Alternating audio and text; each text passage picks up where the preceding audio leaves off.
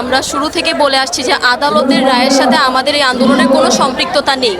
আমরা যে রায়টা স্থগিত রেখেছে এটা আমরা মোটেই পজিটিভলি নিচ্ছি না, যেখানে আমরা পুরো বাংলাদেশের স্টুডেন্টরা রাজপথে আছি আমাদের ক্লাস পরীক্ষা বর্জন করে, সেইখানে 1 মাসের জন্য রায় স্থগিত করাটাকে আমরা মনে করছি আমাদের আন্দোলন দমন করার জন্যই করা হয়েছে। 13 সালের যে পরিপত্র ছিল সেটাতে ছিল প্রথম এবং দ্বিতীয় শ্রেণীর চাকরিতে, কিন্তু এখন আমরা যেটা চাচ্ছি সেটা হচ্ছে সকল গ্রেডের চাকরিতে 5% বেশি আমরা কোটা চাচ্ছি না।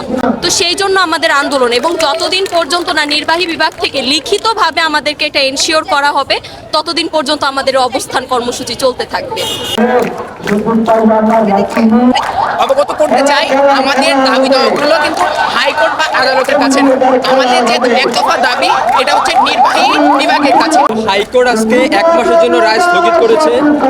এরকম রায় অনেক আমরা আগে শুনেছি। 18 সালে প্রধানমন্ত্রীর পরিপত্র জারির মাধ্যমে আমরা শুনেছিলাম।